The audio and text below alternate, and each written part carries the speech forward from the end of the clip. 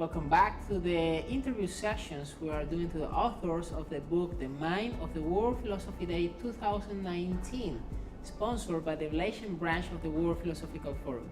Today we are with Mr. Muhammad, who is co-author of the paper Through the Looking Glass, Designing Higher Education for the Future. So thank you, Mr. Muhammad, to be here with us. This is a short interview about a paper that you can find within the book The Mind. And I need to ask, what have you seen through the glass? What we have seen through the glass. This is okay. We, as a university in today's world, one question that we always ask ourselves is, where are we going to be? Where are we going to be? And to answer that questions, we need to look at ourselves. And when we reflect ourselves in, and we see that we need to do something that traditional university don't do, something that we think that we must do untraditionally. So you said something right now about to try to figure out who you are, and that is also something that you say in the paper about trying to figure out who we are as a university. But what does that mean? I mean, the university, it's supposed that relies on them the responsibility to form the new generations. All right. How does that affect? If you don't understand your role, how do that affect to the formation of new generations? All right. This is a good question, because I think university started with this fundamental belief that we are here to seek knowledge, we are here to seek truth. And with this philosophical, the university keep growing up, and many universities established around the world. And after few hundred years, and this is the world that we are here today, where this philosophy is still there, but how to apply that philosophy, the seeking of knowledge, the seeking of the truth, apply to this world. And at the same time, to this environment, people are more concerned, are more critical, are more scrutinizing you. And as a university, whether you still play the important role in forming a good society or not. And this is something that we hope by our paper that the university can reflect and can think about themselves. So another thing you say in the paper is, the first thing I found, it says Young, because you quoted Young, Okay.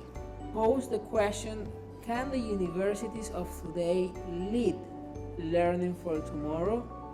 I mean, is it really a choice the university have to make? Because I thought that was the accurate goal.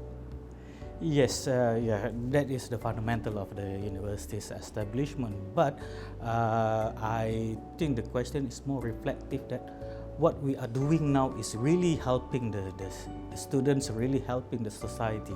Because if we go just by traditional kind of teaching, whether we develop or produce graduates that really the world needs today, or just a producing line of a factory that after 3 years this is our graduate, whether the graduate relevant, can contribute to the world or not, is not our responsibility, because they are out of our production line. So this is something that we think the university must also bear in their mind, that they are not just producing a product, but they produce a graduate that can contribute later to the society, to the world. And this is what we meant by we prepared to help the people, of course, for tomorrow. And you're the registrar of the university, Yes. Pasig International University. What is the main challenge you have as the registrar of this type of university, which is cutting edge? Okay. The main challenge for this university is first, of course, student selection. Student selection, we need a very bright students, but also we also practice inclusiveness.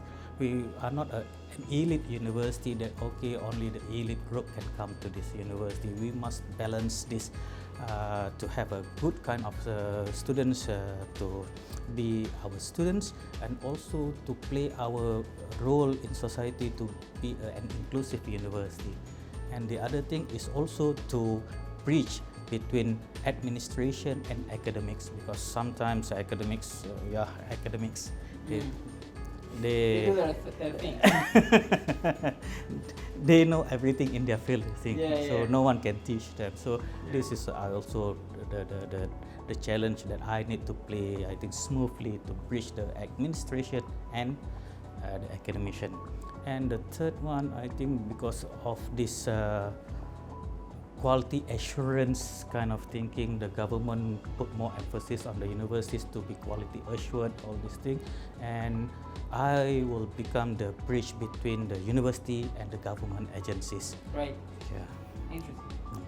To convince my academician to follow some rules and regulation that's stipulated by the ministries, and also to convince the ministry that okay, something you must also give and take. So, in the paper, you strive to see how the university adapts to changes. And but I realized that practice master the student. Is it really difficult to change the educational system based more on practicing than on just studying? Because that could be a new perspective you can change in education, right? Okay.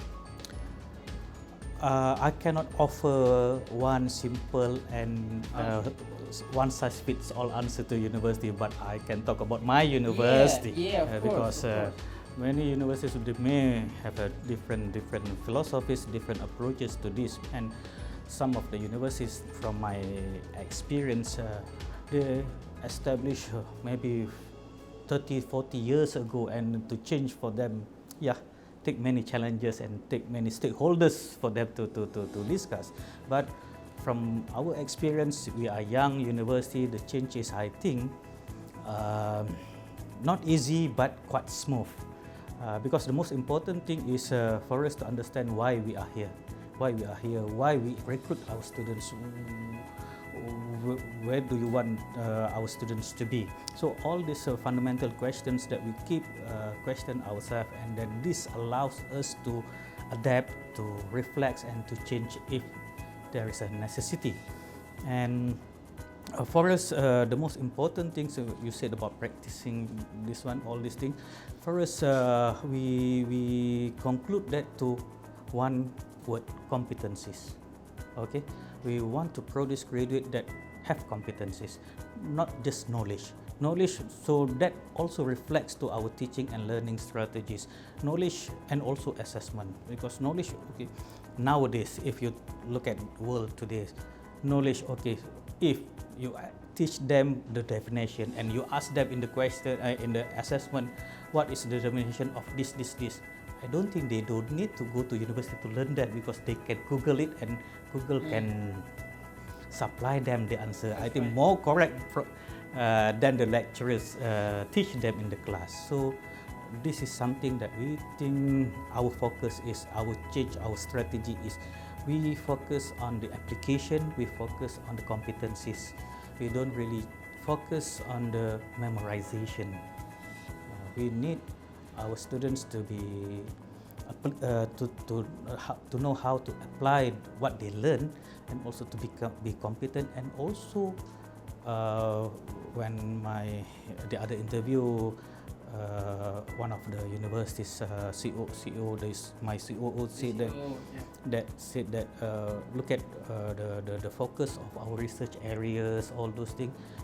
It also applies represent our thinking, which is we try to enhance the capability of creating something. And creating something, if you look at the Bloom taxonomy, creation is uh, uh, the Bloom taxonomy is at the upper level of the learning process. So we focus on that. So we can, I think, produce holistic graduate, not just having knowledge, but also know how to apply, and also how the most important thing, if they can create something to contribute to the betterment of the world. All right, right. And you as a registrar, what do you think you can, add value to what you can do to maybe enhance the capability of the university to create better education and outstanding student from your side, from your role as a registrar? Okay. From my role, one of the department that under me is exam division and also quality assurance, and also I work closely with faculties. And one of my tasks is to ensure that what we our strategy, our philosophy of producing competent students are followed by all this department. Okay, we got exam division, for example. We are focusing more and more on continuous assessment, or not.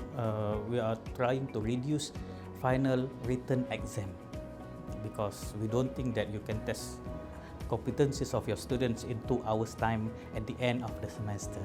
So all these things and all this philosophy, I will try in my role to ensure that all the departments in the universities embrace this. Okay, great. Well, I invite you all to read the book and the paper which Mr. Muhammad is co-author, and to keep in touch with all the activities the Malaysian branch have brought us this November 2019. Thank you, Mr. Muhammad, to be here with us, and thank you all to keep watching our channel. Thank you.